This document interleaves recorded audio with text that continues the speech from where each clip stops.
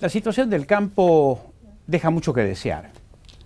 El gobierno confió demasiado en la soja, pero no dialoga con sus dirigentes, no sabe las inquietudes. La industria lechera está en conflicto y en dificultades, la ganadería está en dificultades. Uruguay nos ha ganado en la exportación, lo mismo que Brasil. Hemos dejado de ser aquel país que fuimos. Para dialogar sobre estos temas hemos invitado a Santiago del Solar. Santiago es protesorero de AACREA y miembro del grupo CREA. Para los que no saben lo que es el grupo CREA, les voy a comentar. La Asociación Argentina de Consorcios Regionales de Experimentación Agrícola, así es ACREA, Asociación Argentina de Consorcios Regionales de Experimentación Agrícola. Es una organización civil sin fines de lucro que nuclea a los grupos CREA y está integrada y dirigida por productores agropecuarios. Santiago, bienvenido, muchas gracias por estar aquí. Muchas gracias por invitarme. ¿Qué está pasando? Que el gobierno mira para otro lado, necesita las divisas del agro, pero no escucha lo que pasa en el agro. ¿Qué ocurre?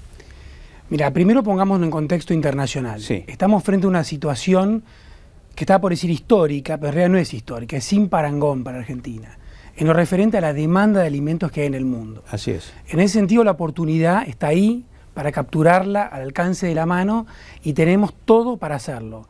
Tenemos la tecnología, tenemos la gente, tenemos los suelos, tenemos el clima y está permanentemente para ser capturada.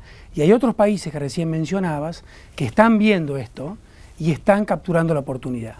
Y en ese sentido estamos perdiendo escalones en relación a nuestros competidores en lo que se refiere a los mercados internacionales. El caso que comenté, decía Uruguay, el caso de Uruguay y el caso de Brasil. No sé si Paraguay también está exportando soja. Sí, soja y carne. Y carne. El caso de carne, por ejemplo, del 97 a la fecha, hubo un aumento muy importante del mercado de carne en el mundo. Brasil multiplicó por 8 sus exportaciones, Paraguay por 11. ¿Qué te parece? Y Argentina las dividió por 2. ¿Qué te parece? Entonces ahí estamos en esa situación cuando vemos que la oportunidad está, se puede capturar, y esa oportunidad en definitiva es desarrollo para el interior, empleo. Por supuesto. Y mucho, digamos, hay cadenas de valor atrás de todo esto que generan oportunidades para otros. Además hay millones de personas que viven de esto. Exactamente. Este es el tema. Y que son argentinos, no son ciudadanos de otro planeta. Son los que viven y los que podrían vivir de esto, Claro. Porque si continuamos capturando la oportunidad, si realmente nos ponemos a producir más trigo, producir más leche, producir más carne, producir los productos de las economías regionales y los podemos vender al mundo y tenemos una conciencia exportadora, que queremos ser un país exportador de alimentos, que los alimentos son productos de altísimo valor agregado, podemos generar un bienestar y un desarrollo en un país muy importante. Uh-huh. ¿Qué está pasando? ¿Qué ocurre exactamente con los sectores dentro del mundo rural? Por ejemplo, se habla mucho de la crisis del sector lácteo. Incluso una empresa se presentó en quiebra hace 2-3 días. Sí. No recuerdo su nombre, pero hay toda una cuenca lechera que llora desgracias. ¿Qué ha ocurrido? ¿Cuáles son los factores que han dinamitado esta situación? Bueno, Argentina viene estable en la producción de leche. Del 2000 a la fecha hemos subido un 7% la producción, que es menor al crecimiento demográfico de Argentina. Claro. En ese mismo periodo, Nueva Zelanda creció un 40 y pico %. Fenomenal. Brasil un 70%, bueno, en fin, todos fueron creciendo. Argentina se fue reduciendo. ¿Por qué? Porque en principio la idea era producir solamente para nosotros. Uh-huh. Precios controlados, las usinas lácteas se encontraban entre dos fuegos, de menos producción de leche, precios controlados, precios máximos, y en esa situación fueron perdiendo todos. La torta se fue achicando cada vez más y ahora entró en crisis todo el sector lechero. Uh-huh. Y bueno, ¿cómo crees qué alternativas se ofrecen para poder paliar esta situación, para poder sortear esta dificultad? Yo creo que es una concepción muy amplia de qué es lo que quiere hacer Argentina, ¿no? Antes de pensar sector por sector. ¿Qué crees que piensa el gobierno al respecto? El gobierno se basó en una fórmula, que era la siguiente. Cuando había 60 millones de cabezas de Hacienda, hasta el año 2008, decidió decir, bueno, no vamos a exportar más carne, va a sobrar carne, generamos sobreoferta artificial de carne y baja el precio de la carne. Bueno, eso sucedió. Se redujo el stock, sí. Nos comimos... Pero se liquidó Hacienda de una manera infernal. Exactamente, nos comimos la fábrica, 12 millones de cabezas menos, Y Argentina seguía alimentando al pueblo, porque había carne para todos y a precios baratos. Pero después eso se agotó. Una vez que se agota el stock, y pasó lo mismo con el trigo, con la leche y muchos otros productos, que al cerrar las fronteras y decir no se puede exportar, se empieza a producir menos. Cada vez menos. Porque el gobierno tiene un sistema de cuotas de exportación. Dice, se puede exportar, supongamos, 1,5 millones de toneladas de trigo. Y ese mensaje, el productor dice, bueno, voy a producir para venderla al mercado interno, que compra 5 millones de toneladas, y 1,5 millones más para exportar. Si produzco 1 tonelada de más, no la voy a poder vender. Claro. Entonces tengo que tener mucho cuidado de no producir mucho. Claro. Tengo que producir menos. Claro.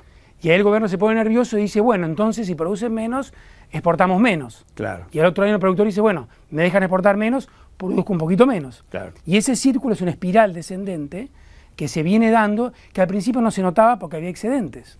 Pero ahora ya hay una crisis rural importante. Incluso es evidente que la cosecha de soja es mucho más irregular que otros años, que no tiene la calidad de otros años, ¿no? Es decir, no va a aportar la cantidad de divisas que necesita el país, ¿no? La cosecha de soja, el 70% ya está realizada, sí. Ha habido buenos rendimientos, queda un 30% en condiciones, como usted comentaba, que ha llovido mucho, caminos intransitables, no se puede sacar la cosecha, mucho barro y agua, y hay problemas de calidad para ese porcentaje de la cosecha, que es un 30%. Es el 30%. Es el 30%. Que, bueno, vamos a ver si mejora el clima, se va a poder cosechar. ¿Tiene oportunidad de mejorar? Tiene oportunidad, pero, digamos, lo que más complica son los caminos. No hay manera de sacar esa soja hoy por los caminos rurales. Ha llovido, fue un otoño lluvioso, pero tampoco es algo récord, pero el estado de la red vial es realmente calamitoso, imposible para poder sacar la soja. Y eso cuesta muchísimo, se vende poca soja, porque para venderla hay que sacarla del campo, que llegue al puerto, y eso se va haciendo en forma lenta. La red vial, de alguna manera, Santiago, es la misma de hace 90 años. Claro. Es la misma de hace 90 años, que fueron los conservadores en la década del 30, lo que hicieron la red caminera. A partir de ahí, poco se hizo. Y en materia rural los caminos son un desastre. Sí, aparte se ve el contraste, que por ahí hay una cosechadora de altísima tecnología del siglo XXI.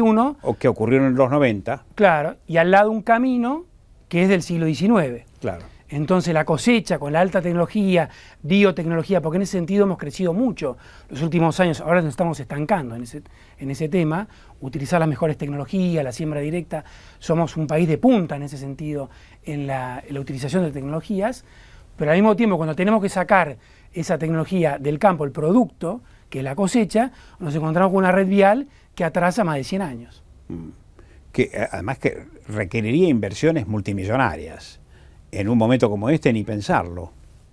Sí. ¿Las provincias hacen algo al respecto? ¿Las intendencias hacen algo al respecto o no se escucha nada? Poco.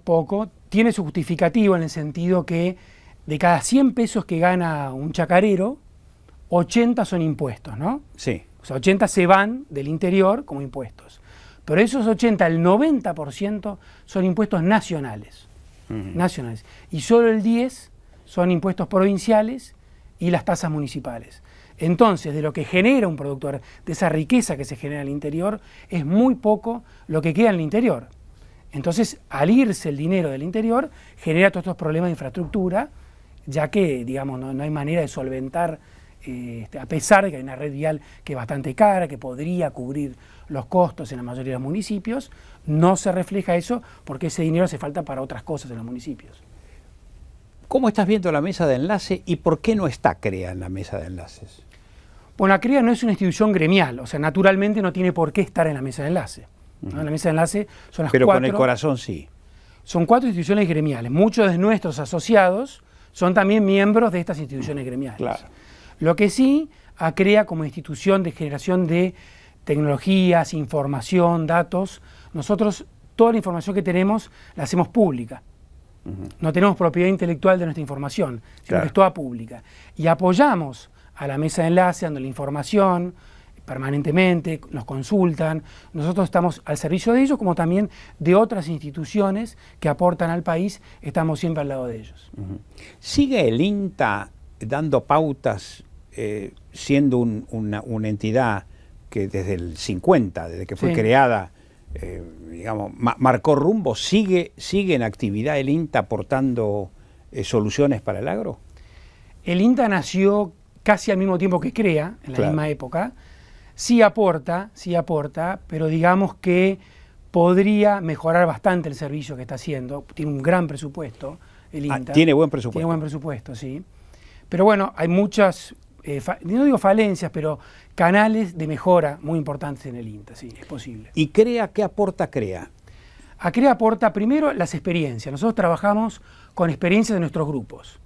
Yo aprendo de los aciertos de un vecino que me los cuenta y de sus errores principalmente. Intercambiamos información, toda la información nuestra la intercambiamos con un asesor técnico, a veces vienen varios asesores técnicos, depende del tema, y toda esa información después la hacemos pública para que otros productores puedan utilizarla. Eso es uno de los trabajos que hacemos de base. Después la metodología CREA se utiliza para otras cosas. Hay grupos de escuelas que utilizan esta metodología, hay grupos de intendentes que utilizan esta metodología, y también, como sabemos que no es solo producir y mejorar nuestras empresas, trabajamos lo que decimos tranqueras afuera, en el grupo de líderes, que tratamos de generar y ubicar líderes locales para capacitarlos, EduCREA, apoyando a las escuelas rurales, porque sabemos que es importantísimo mejorar el entorno, ayudar a mejorar el entorno desde nuestros grupos CREA.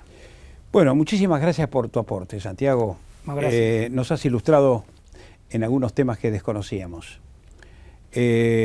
Bueno, y esperemos que las cosas en el sector rural cambien, mejoren. Es la base de la riqueza, de acuerdo a este esquema productivo, ¿no? Ya la industria forma parte del 40-45% del Producto Bruto Interno, cuando antes era muchísimo más. Servicios y campo siguen aportando divisas al país. Vamos a una pequeña pausa y ya seguimos con nuestro próximo invitado.